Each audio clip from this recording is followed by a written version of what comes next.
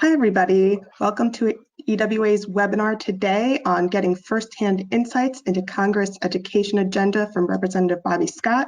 So today we have the chairman of the Committee on Education and Labor, Representative Bobby Scott, and our moderator, Christina Samuels, who comes from us with the Hechinger report. So without further ado, I'm going to turn off my camera and pass the conversation over to you, Christina. Great. Thank you so much, Allison, and thank you to everyone who's joining us today. Again, my name's Christina Samuels, and I'm a senior editor with the Hechinger Report, and I'm so happy to be having an opportunity to speak with Representative Bobby Scott. As you all may know, he represents Virginia's 3rd Congressional District, and he's had that seat since 1993, and he's currently the chairman, as mentioned, of the Committee on Education and Labor. And in this capacity, he describes his role as advancing an agenda that improves equity in education, frees students from the burdens of crippling debt, protects and expands access to affordable health care, ensures workers have a safe workplace where they can earn a living wage free from discrimination, and guarantees seniors have a secure and dignified retirement. I know that there's probably a lot of questions that the audience members have, so I'll just go start off with some questions, and we'll go right into some things that are happening in the news right now. Representative Marjorie Taylor Greene, the newly elected representative from Georgia, and she's drawing attention right now because of conspiracy theories she has espoused prior to her time in office and to this day. She's assigned to the Education and Labor Committee. Should she remain on that committee? Well, I think you've mentioned the conspiracy theories. Some are specific to education. She has suggested that the school shootings in Newtown, Connecticut and Parkland, Florida were staged. She has a video on her social media page showing her chasing one of the survivors of the Parkland shooting down the street, just harassing him, and in other conspiracy theories. And the question of what she's doing on the committee is a question more appropriately posed to Kevin McCarthy, the Republican leader of the House. The Democrats didn't have anything to do with her appointment, and I think it's up to him to explain how she can appropriately represent the Republicans on the committee, and in fact, does she represent the Republicans as a member of the committee, and with that background. So I think that would be, until we get a response from him, that I'm not sure there's much we can say. Obviously, with views that she has espoused, including violence against members of at least one member of Congress, it is something that Kevin McCarthy should be specific about. But obviously, the Democratic members of the committee do not believe that those views reflect the views of the Education and Labor Committee.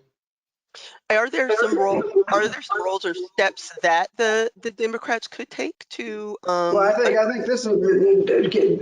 I don't think we should first get exercised about what the Democrats should do until Kevin McCarthy owns the appointment.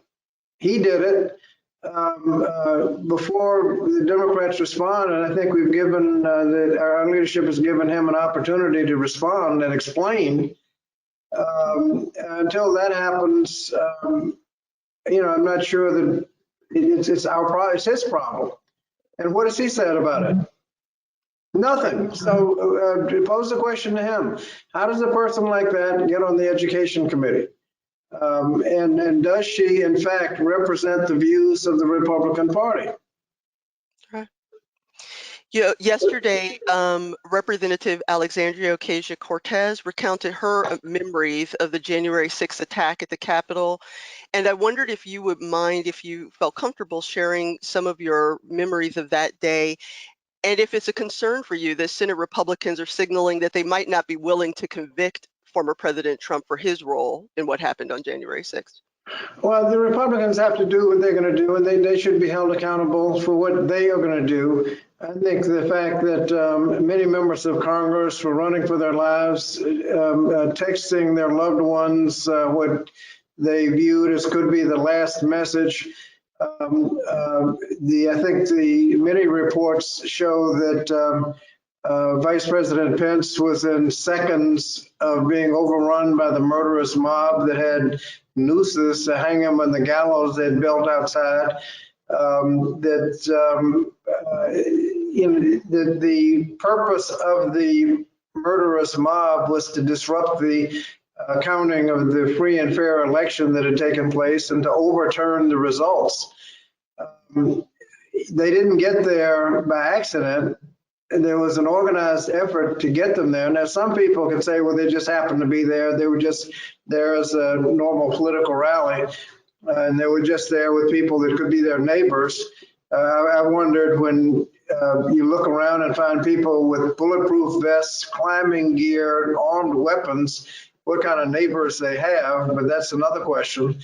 But they didn't get there by accident. And to have inflicted that kind of damage on the Capitol, to suggest that nothing was wrong, only invites it to happen again. If people are not held accountable, what's going to happen in the next election? Is that going to be are we going to have armed guards so we can go through what used to be a perfunctory process of actually counting the votes? So I think the Republicans have to explain what they think happened and why they're not voting to hold someone accountable. Right. Where were you that day? I mean, I know that it's probably. I was in my office. I was in my Rayburn House office in the Rayburn House office building, and we just locked the door. And there was some commotion outside, but we felt reasonably safe, but you just don't know. And when you watch the mob totally out of control, overrunning police barricades, I think one of the concerns we had was where the backup was and whether or not there was an effort to keep backup. I mean, where was the FBI, the ATF, the National Guard? I mean, this isn't up in a mountain in Montana somewhere. This is right at the Capitol, where all of these law enforcement agencies and military assets could be dispatched immediately. Now, the governor of Maryland said it took him hours to get permission after he had decided he was able to send the Maryland National Guard. It took him a long time to get permission. Well, we're going to have an investigation, and we'll find out what happened and who made what decisions, and let's wait for people to testify under oath. But there are a lot of questions that need to be answered, and but we know enough already that this was a planned attack on the Capitol with the specific intent to overturn the free and fair election, the counting of the votes in a free and fair election. Sure. Just pivoting to actual education topics now, I'm wondering what you consider maybe the 3 urgent education issues that are facing the Biden administration in the next handful of months. Well, that's kind of like, other than that, Mrs. Lincoln, exactly. how'd you like the play? Very much so. COVID-19, you can't get around that as the issue. Until you have solved that, you haven't done, you can't get students back into class, and we know that in-person instruction is much better than the virtual, particularly for low-income students. Some students can get the material over the airways. Some don't have connectivity and don't have familiarity with the internet, and just don't do as well. So you're better off in person, but you can't do in person until you've gotten the COVID-19 pandemic under control. I think it's fair to say that the only thing we heard from the last administration is we're turning the corner. And then there was just no apparent effort to control the pandemic. And we've come in with strategies. Regrettably, there was no meaningful transition. So people walked in their offices cold, and they had to organize, figure out where we were, what plans, if any, were in effect, and start pretty much from scratch. So it's been tough. But getting the pandemic under control is number one. In terms of education, you can't open the schools unless it can be done safely. And so that you have to get the pandemic under control. And if you're talking about the first, second, and third priority, it would be COVID-19, COVID-19, COVID-19. Sure.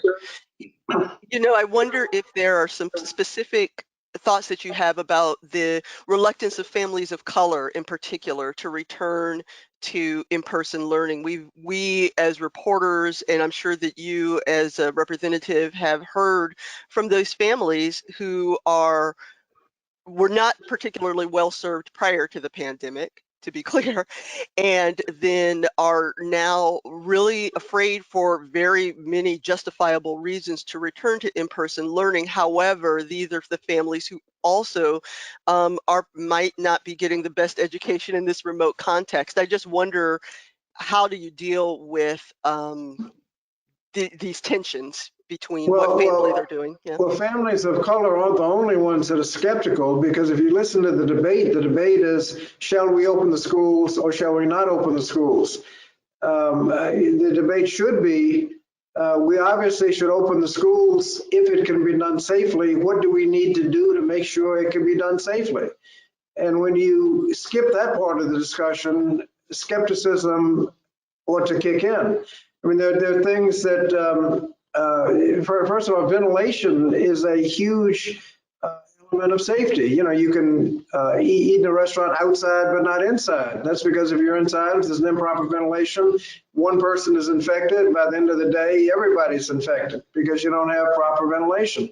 I'm sure many people on this call are aware of this GAO study that came out last spring, that showed that 40% of the school districts in this country need to repair or replace the heating, ventilation, and air conditioning systems in more than half their schools. 40% of the school districts need to repair and replace the HVAC systems in more than half their schools.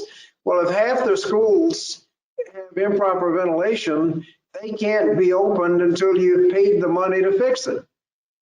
You need PPE and disinfectant. That costs money.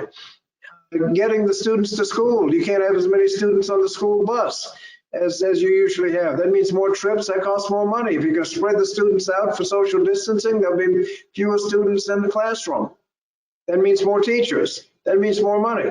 How are you going to have people in school in a pandemic and no nurse in the school? I mean, if somebody has a runny nose, who's going to decide whether it's a runny nose or COVID-19? I mean, you've got to have, it costs money to open the school safely. I mean, you have to have training. And so if it can be done safely, obviously it ought to be done. Now, just have the debate, shall we open or not open, without any discussion about what needs to take place to make it safe, ought to trigger skepticism, because you're endangering you don't show any concern for the safety of the students. Sure.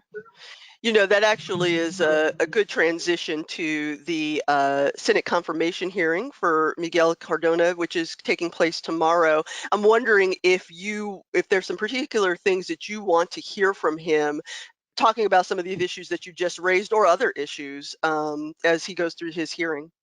Well, one, what resources are needed to open the school safely is just following up on that would be one. But I think his major challenge will be what needs to be done to eliminate the achievement gap. When we pass the Every Student Succeeds Act, ESSA, when we passed that, we gave the state and local school systems a lot of flexibility. but we did not give them any flexibility on the requirement that they do assessments to ascertain achievement gaps, and no flexibility on the requirement that they have a credible plan to eliminate the achievement gaps. Now, we have to see how, we have to make sure that we're doing everything we can to assess to make sure we've identified the achievement gaps and have credible plans. And it's Secretary of Education, the Department of Education will decide whether or not state plans are credible in terms of eliminating the achievement gap, whether or not progress is being made, whether or not the assessments are appropriate, whether or not that process is working. If you do not put pressure on school systems, then ESSA is essentially a waste of time, because if you can just assess and not do anything or not do enough, then the students aren't being served. So what you're going to be doing about the achievement gap, and it's my understanding that the secretary designate is a very strong background on advocating for the elimination of achievement gaps. You know, a lot of our, just to pivot on that point, I'm sure that many of the audience members may be in states that are looking for some kind of waivers, or I guess to somehow get out of standardized testing for this year. But it sounds like you're very strongly saying we have to have this, we have to know where we stand. But what about what do they get? It's a little unclear to me as to what they're asking a waiver from.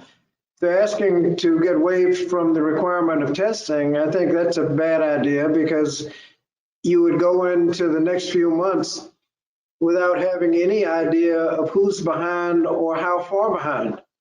And so how do you do any instruction? The NAEP tests were waived because they have such strict requirements on how to give the tests in person, the monitoring and all that, that they couldn't figure out a way to give the test, so they delayed it.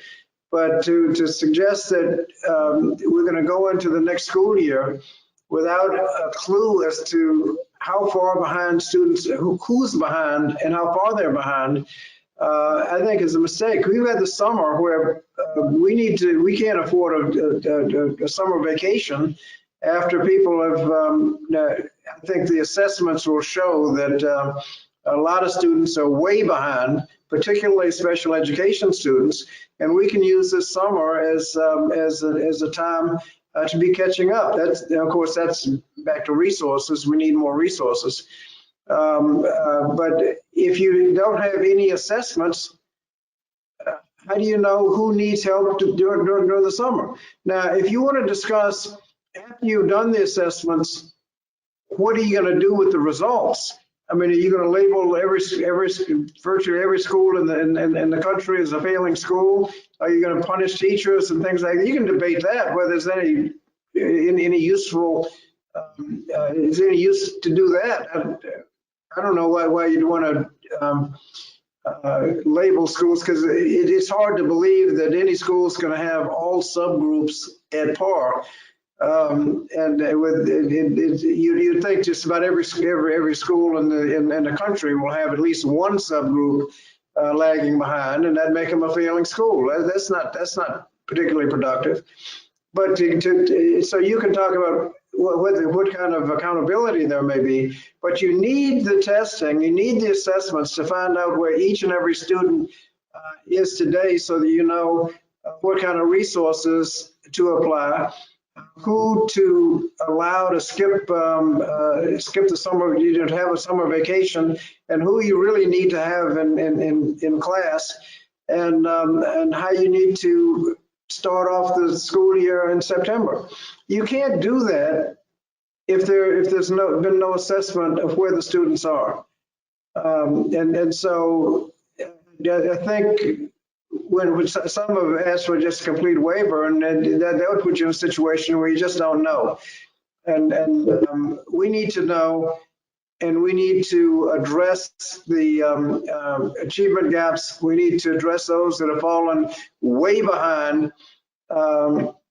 There have been studies that show that a year's learning loss will affect a student for the rest of the student's life. and you can have measurable diminution in earnings and everything else.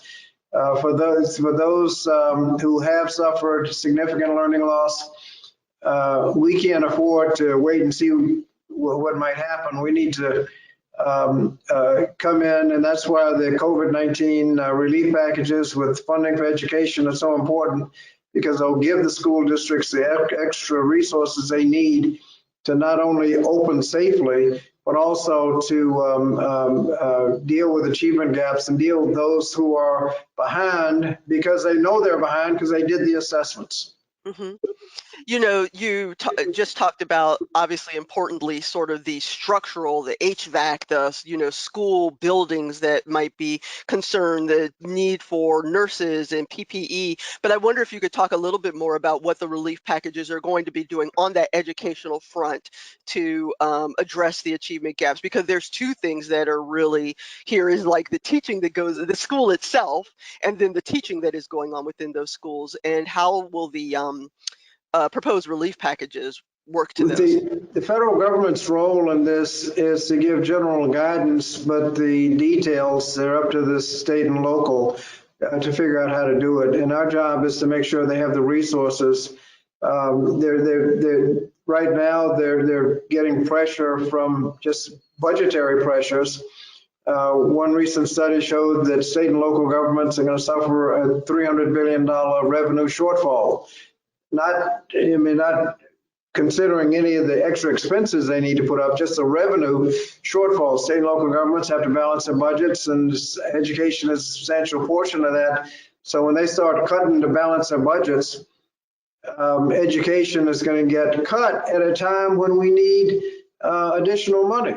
Now, that's why the COVID relief package needs to have support for state and local government. As a matter of fact, if you look at a relief package on the line item education, you can't appreciate at all what that means until you look back to see if you've done anything for state and local. If you've taken care of state and local, then you can look back, oh, you made a step forward.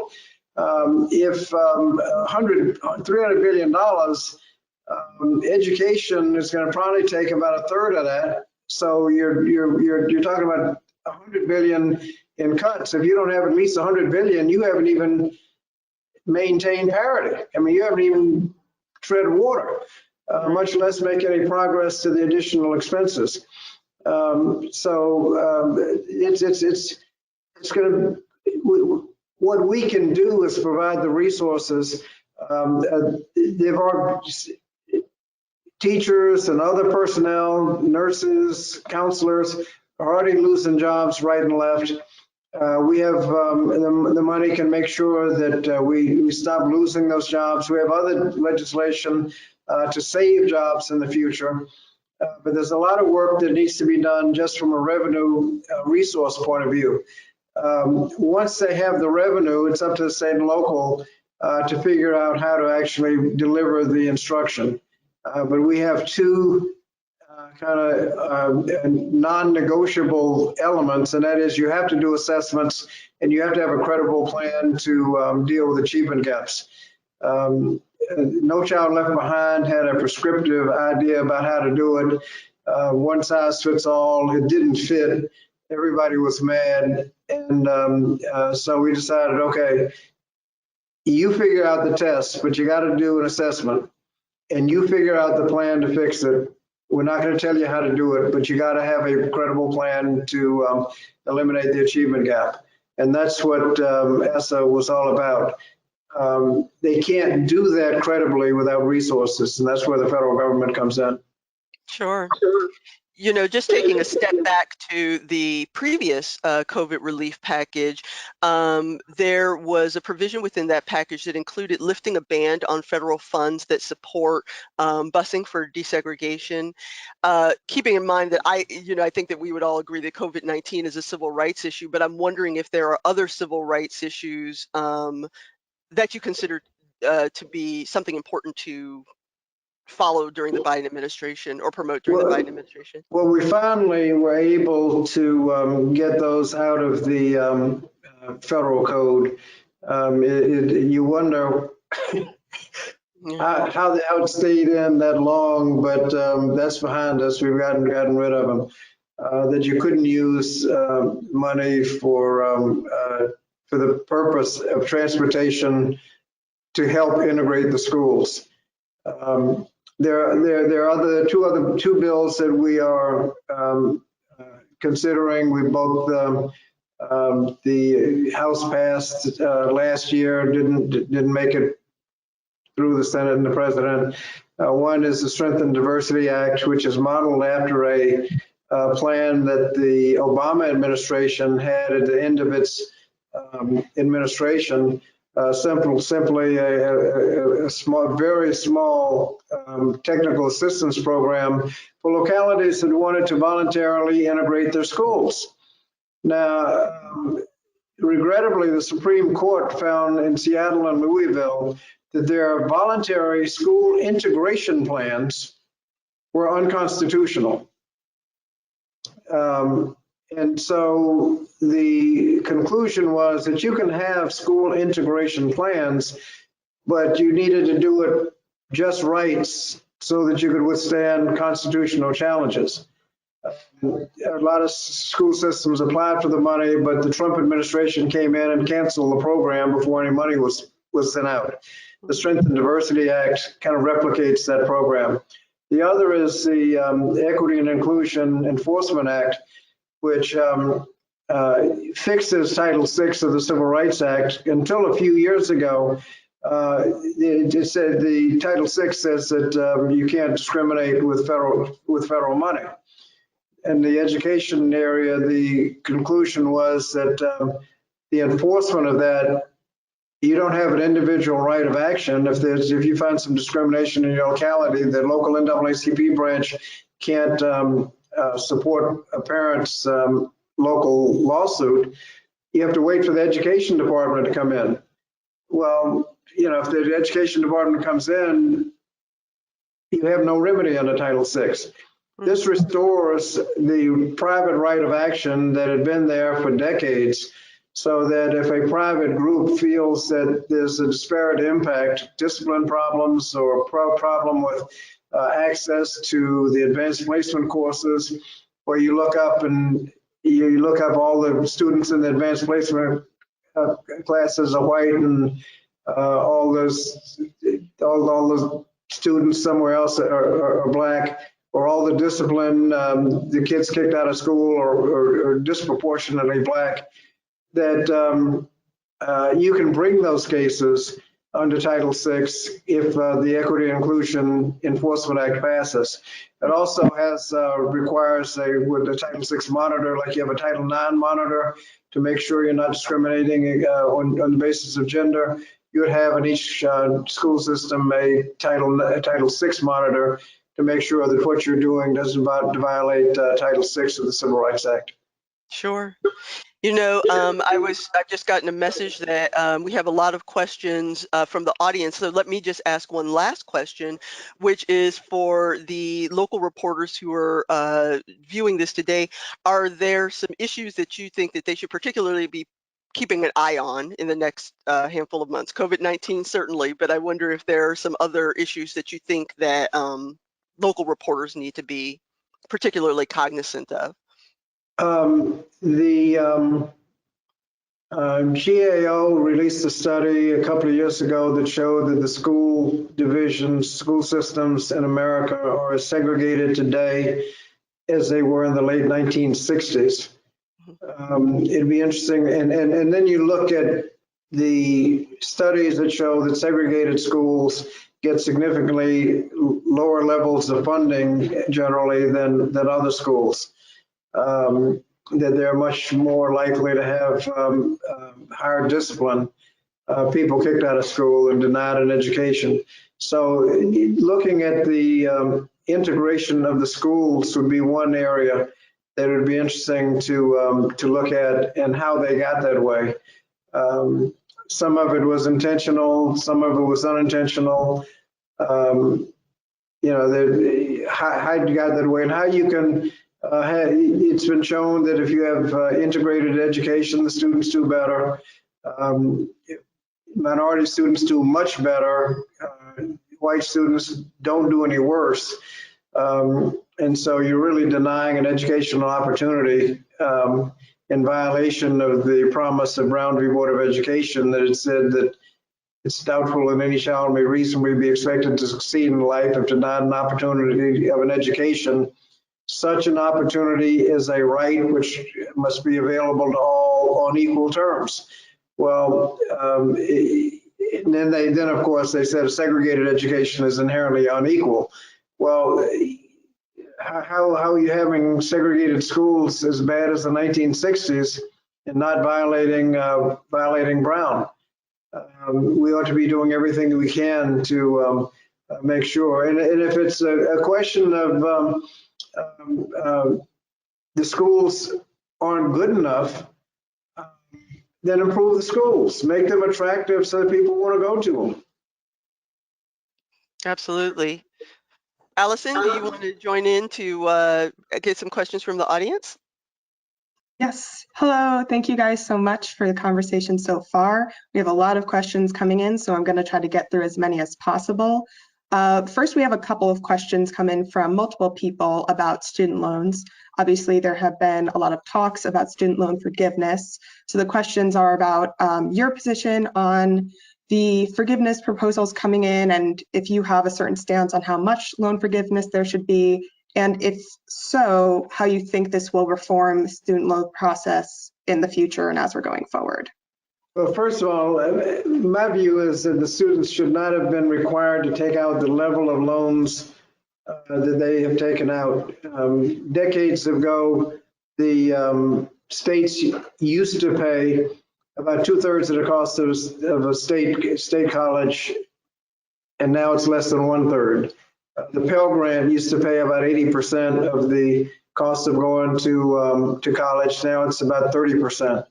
The total student loan debt out there is about $1.5 trillion, closing in on $2 trillion.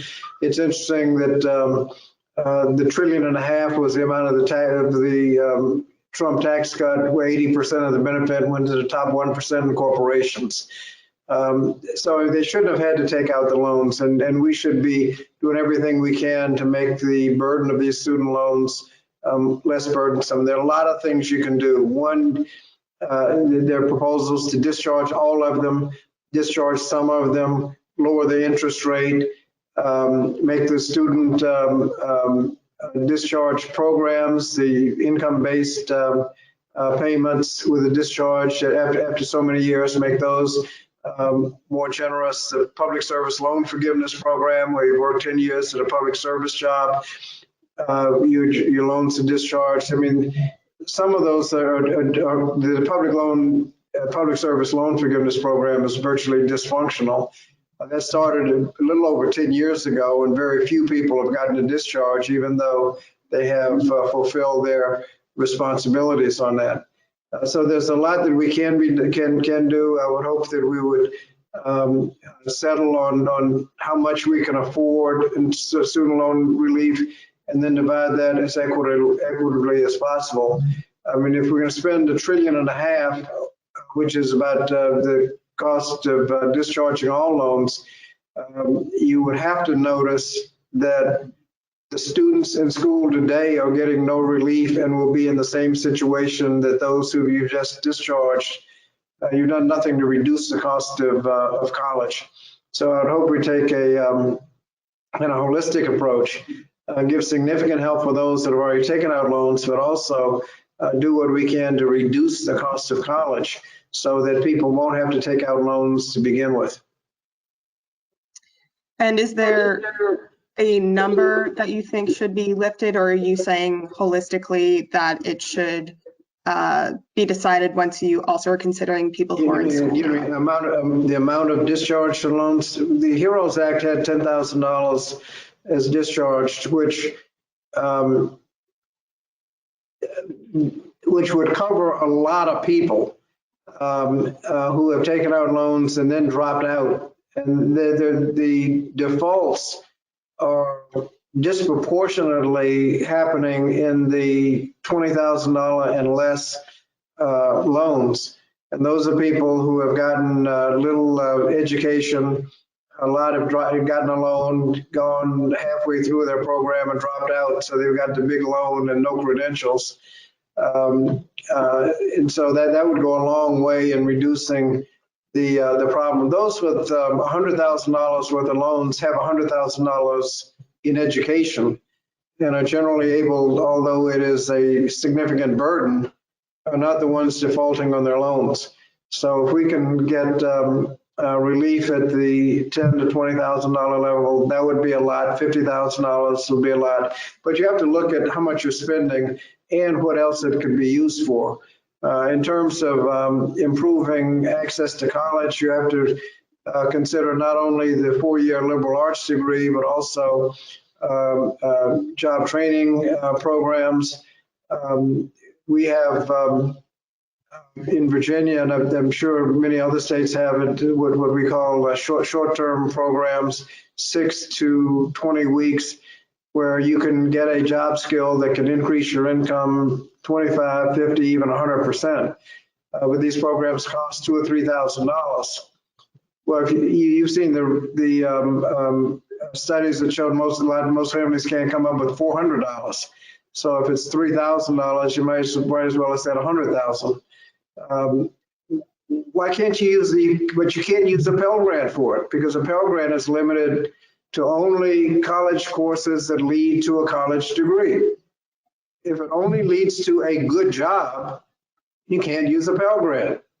Well, that's ridiculous. If it leads to a good job, you ought to be able to use a Pell Grant, and we're going to try to expand that way. And that way, you could use student. So you got to consider everything as you decide if you're going to spend something in the trillions on higher education.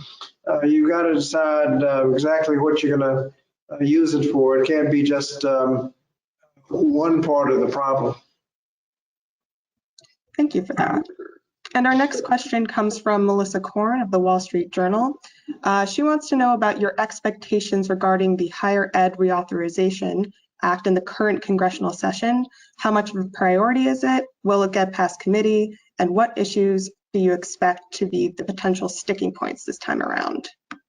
Well, the main sticking point is if you're going to improve higher education, it's going to cost money.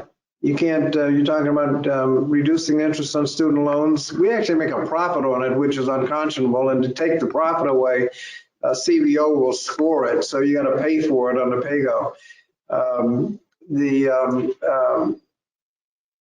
So the cost of the program, another problem with it is that the student loan programs, the public service loan forgiveness, the borrower's defense, and others were so messed up under the previous administration that to fix them and get them back to where we thought we ought to have been to begin with, CBO scores that as a cost, and it's in the hundreds of billions. So, I mean, a lot of stuff, just fixing stuff is quite a burden. But the sticking point will obviously be how much money do you have to work with, and what's the best we can do with it. It is a high priority. We passed it out of committee in the last Congress. We certainly ought to be able to do it again this Congress. But it's going to be a matter of resources. You mentioned the student loan problem, the reducing the cost of college, expanding the what we mean by higher education, not just a 4-year liberal arts college degree, but job training that leads to a rewarding career. We have the apprenticeship bill coming up this week, 1 million opportunities for apprenticeships, and we're expanding the occupations that you can be an apprentice for, to not just the building trades, but also things in finance or healthcare. Using the same earn as you learn process and ending up with a highly skilled worker that can make a highly skilled paycheck. Right. So our next question is from Juan Elizondo, and he wants to know, what can your committee do to encourage teacher certification reciprocity across states so that when schools reopen, there are enough teachers and enough teacher support remote or blended learning? Is this a priority for you? We haven't looked at cross-state certification. That's obviously something that we know it's going to come up, but we haven't focused on that just yet. The main focus is to create the number of teachers, because you're going to have teacher shortages everywhere. And so the legislation that we right before us with COVID-19 will be the resources to hire teachers. A significant portion of teachers leave early in their career and never come back. If we can have counseling and mentors and things like that to keep the ones that start, keep them in the profession, that will do a lot to reduce the shortage. But the Save Education Jobs Act will go a long way into making sure the resources are there to hire teachers that need to be hired. If you're going to have safely open schools and spread this, you got to have social distancing, you got to spread the students out in the classroom, you'll have fewer students in the classroom, which means you need more teachers, and that's going to put more pressure on making sure that the teachers are there. Thank you for that. And our next question comes from Stell Simonton. I understand that the Biden administration is interested in supporting community schools, schools that connect kids to needed services and have resources located right at the schools. Are you committed to these kinds of schools? And if so, what is the plan for supporting them? I haven't seen the specific proposal, but that is something that I've seen in a lot of communities where you kind of have wraparound services. A lot of students come to school with a lot of different issues to be dealt with, and when you have a community school that can deal with a health clinic in the school, social services, the students do a lot better. Great. And we have a question from Andrew Craybaum. The Biden stimulus plan asks for $35 billion for colleges, but higher ed lobby groups say $97 billion is needed for the sector to deal with COVID impact. Will Congress go bigger in its reconciliation bill? And of course, will student debt cancellation be a part of this relief package or another reconciliation package? The student debt relief is not part of the package because by executive action on federal student loans, we have delayed payments until October. So that problem has been delayed. And so it doesn't have, there's no urgency in this. In terms of more money, I mean, if you've been following the news, there's significant pressure coming from from a handful of Republican senators who have suggested that a much lower number, not 1.9 trillion, but 0.6 trillion, is a more appropriate level of funding. If you drop the funding like that, obviously a lot is going to get dropped out.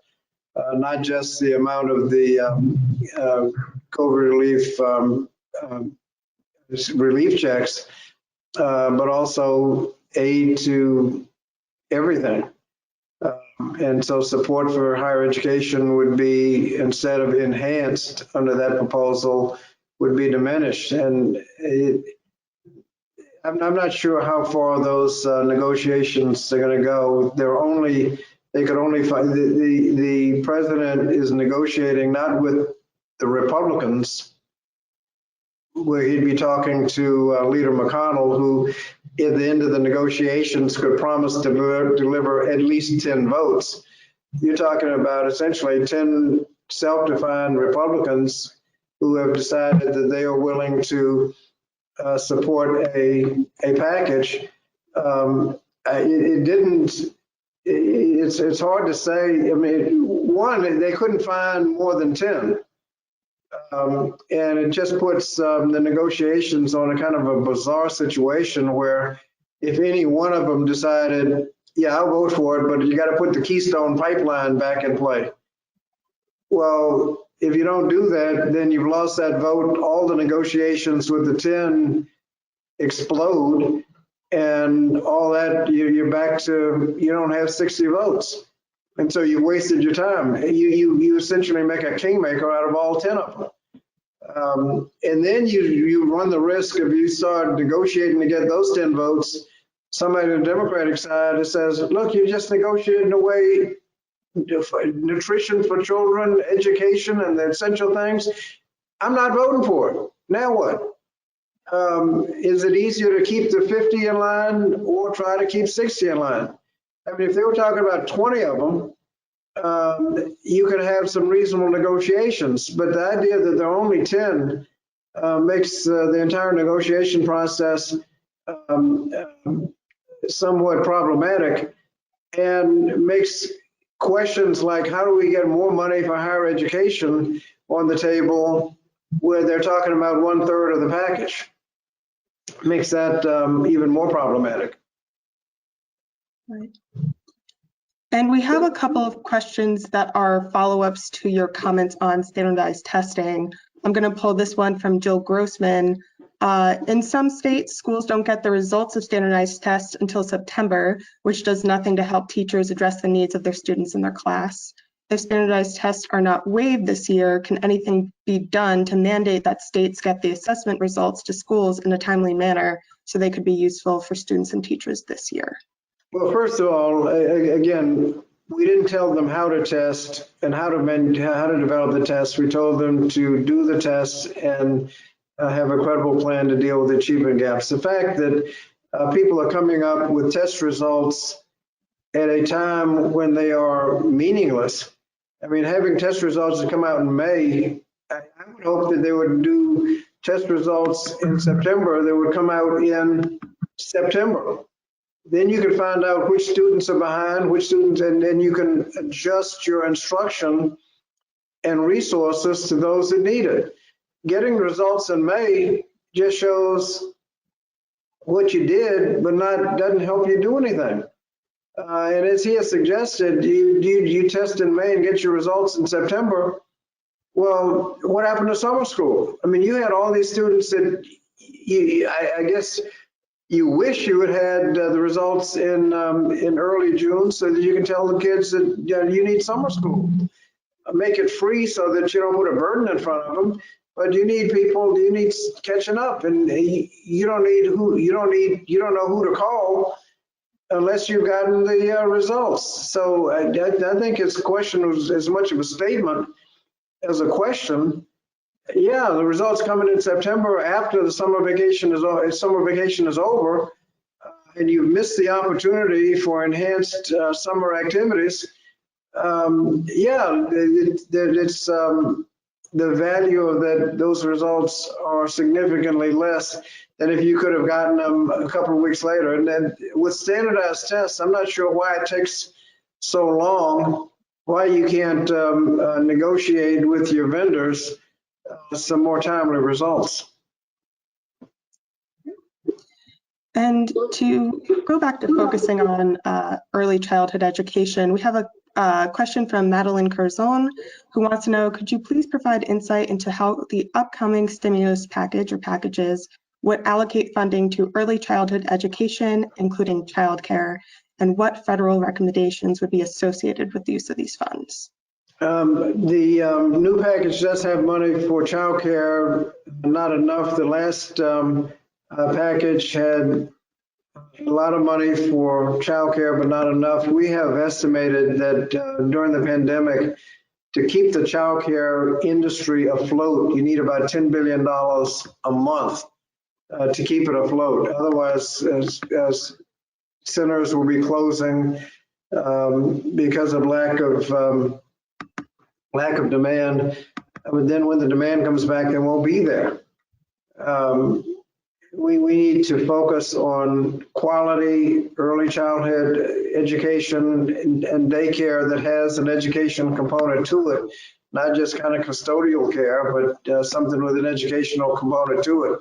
I think everybody on this call recognizes that the 0 to 3, certainly 0 to 5 years are the most important, and you don't want to miss those.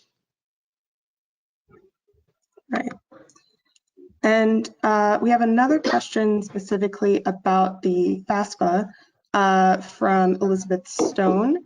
The FAFSA has been changed to ask for income of the highest earning parent in a divorced family. What do you anticipate will be the impact of this change for families who file? So maybe a little bit more of a niche question, but I don't know if you have any insights on that. I'm not sure. I'm not sure I understand exactly what the question is. We made the FAFSA much easier to understand. We took a lot of questions out of the FAFSA.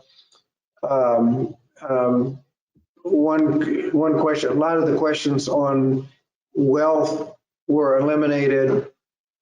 And from what I understand, it did not significantly skew the results one way or the other. In terms of college aid, the college financial aid officers are empowered, or maybe have a responsibility to objectively look if a person obviously wealthy is applying because of business deductions is showing a low income, they should not be able to get away with financial aid, notwithstanding their obvious ability to pay. And so subjectively, you can get rid of the abuses by using a subjective analysis. You can get rid of the abuses, but it makes it much easier to get through the FAFSA form and to predict what you might get, to tell a student based on the calculation, this is the student aid you're going to get, and they can go through and, oh, I can afford to go to college, rather than, oh, yeah, you may get this, you may get that, and they don't know what they can get, and they kind of, it kind of dissolves into oblivion, and they never get to go. So we expect the changes in FAFSA to have a very positive effect on people going to college. It certainly has the effect of increasing the number of people who will get maximum Pell and increasing the number of people who will get some Pell. We have a question from EWA's own Kim Clark. Will Congress be addressing the use of affirmative action in college admissions, as the Trump administration tried to stop the use, but is that going to be something that Congress is going to be looking into addressing? I don't know if we'd be looking specifically at it. One of the considerations is the use of the disparate impact as a basis for finding discrimination under Title VI. If you show a pattern is discriminatory, unless you can, under present law, unless you can show there was an intent to discriminate. In other words, if the discriminator was discreet, you don't have a case. You have to show intent, even though you can show a clear disparate impact. And to get back to the days where disparate impact alone can be the basis for Title VI enforcement, I think would be extremely important. But in terms of affirmative action, basically, I think the Supreme Court's been defining what's possible, what's not possible. And basically, that's been generally voluntary and not mandatory anyway, so that the college, if they don't want to do it, they don't have to. And if they do want to do it, they're limited not by federal statute, but by varying constitutional decisions, Supreme Court decisions that vary from one year to the next. Right. And kind of in a similar vein of how the Trump administration was handling some more controversial topics, Title IX was a really hot button issue, especially with Betsy DeVos kind of doing some rollbacks on enforcing things and doing a little bit more of safeties and equal rights for accusers. Is that something that you imagine that Congress is going to try to address in any way, or do you anticipate that it's going to be more of just the education secretary establishing some new rules? Well, let's see what the new secretary does. You have to have some due process for an accused. There are some that want the accusation to be the end of the fact finding. And upon the allegation, the next step is sanctions. I think there's a little, you need a little something in between, and how extensive it is. That's obviously going to be subject to debate. But I think one of the problems that Secretary DeVos had with her program was that it restricted the application of Title IX and who was in the line of reporting and who had to report and where the incident could occur. If it's an off-campus frat house, does that count? There were so many people that were excluded that it became problematic. Obviously, it's something we're going to deal with. I think it's probably easier to deal with from a regulatory point of view and statutory, but let's see what we have to work with. Right. And kind of switching back a little bit, we have a question here about prioritizing potential after-school programs, programs that can be vital to working parents, and many programs that are concerned with closing achievement gaps. Do you see a move in Congress to provide additional support for any after-school programs? Hopefully. As the question kind of infers, those are very valuable for engaging the students, for giving them constructive things to do with their time in the 3 o'clock in the afternoon to 6 o'clock in the evening when the parents get home. That's when students start getting in trouble. If they're going to get in trouble, they start their wayward ways during that period of time, delinquency, teen pregnancy, and those kind of things. So if you have constructive things to do with your time, you can avoid a lot of problems. So the after-school programs have been shown to be an essential element of helping to shut down the school-to-prison pipeline by engaging students in constructive activities with adult supervision. So hopefully those will be funded at a much higher rate. And as we're kind of closing up and wrapping up to the end of the webinar, I just wanted to ask as a final thought, knowing that this webinar is primarily for education reporters who are looking for stories to write about, do you have, what would you want the takeaways to be? What story, if there's one or two stories that you really want to make sure these reporters are focusing on and keeping an eye on? Well, I think the focus has got to be, what are we doing to reduce the achievement gap? So that would be and as I indicated, school integration. There are also a lot of there's a lot of interest in school nutrition, school lunches.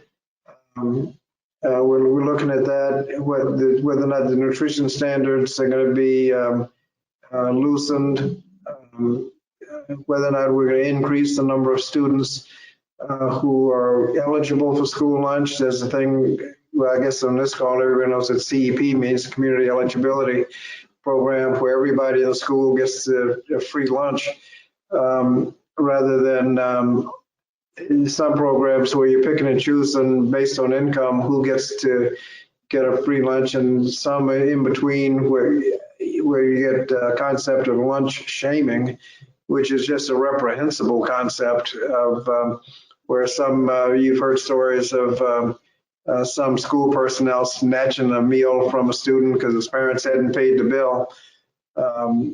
You get rid of all of that and allow just everyone to have the school meal as part of the school program. I think that's an area we could look at. Their proposals to make and it's just an overall expense. It's just not that expensive to have universal school lunch, as it's just part of the program, and you eliminate a lot of mischief. Great.